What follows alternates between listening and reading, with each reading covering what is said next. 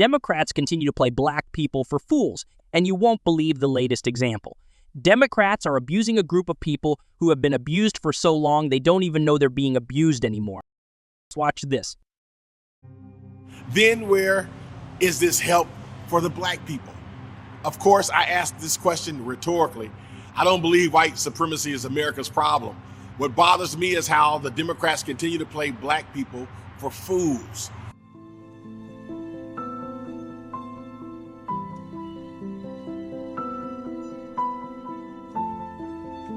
Hello, America. I'm Pastor Corey Brooks. From the south side of Chicago to the nation's capital, this is Rooftop Revelations.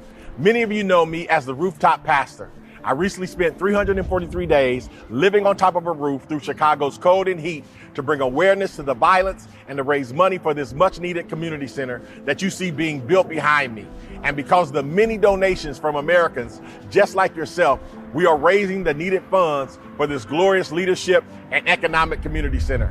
We aim nothing less than the full transformation of Chicago's most violent block, O Block, into Opportunity Block. Here we discuss issues, local to national, from the streets to the Capitol. For you who have been on the journey with us, welcome back. And if this is your first time watching Rooftop Revelations, we're glad you're joining us for this latest edition of Rooftop Revelation.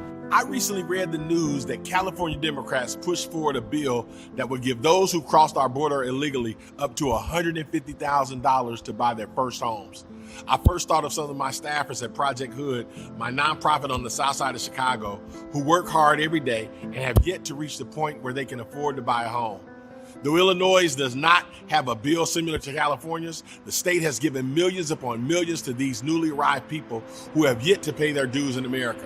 What kind of message are we sending to all of those who pursue their version of the American dream by saving part of their paycheck for a home purchase? What I find especially ironic here is that the Democratic Party has made so much bank off the backs of black people by claiming that America is racist and systemically racist. President Obama has said racism is in the DNA of America.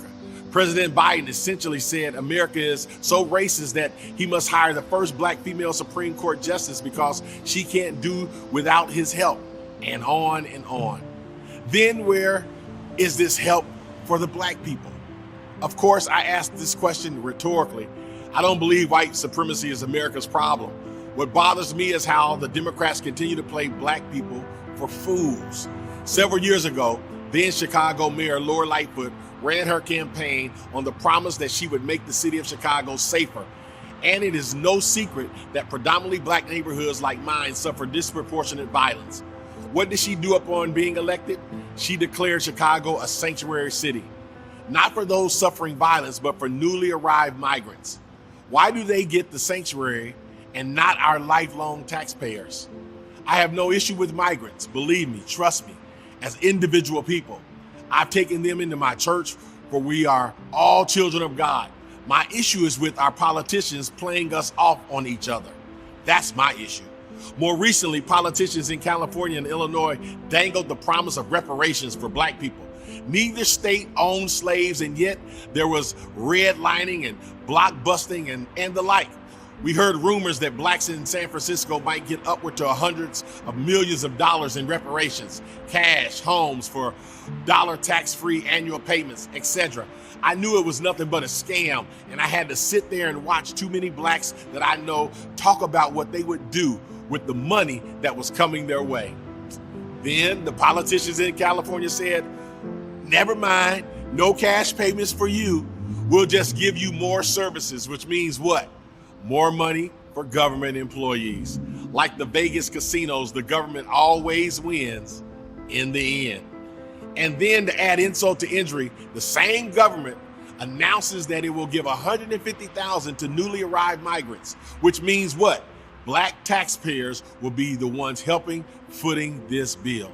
This is not even playing by the Democrats anymore. This is outright abuse.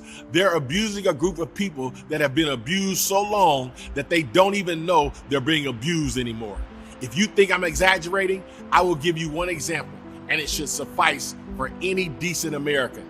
The elementary schools down the street from my church has only 4% of the kids doing math on grade level. In reading, it is a 6%. The politicians know this. The teachers' unions know this. And they continue to lie that they are fixing the problem by focusing on white supremacy. And then they call us race traitors if we vote anything other than Democrat. You're not black if you don't vote Democrat, they say. This won't end until blacks wake up. At this point, it is not even political or about joining the Republican Party. It's about survival. It's about exercising our rights as Americans that our people fought so hard for that we be ashamed of us now. It's about being Americans, and it's about respecting ourselves, our children, and that is the only way we will move forward into an America where we are the leaders and game changers. This has been another Rooftop Revelation.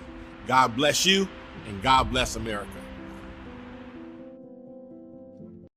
Welcome back. Make sure to follow Buzztown Times for more stories.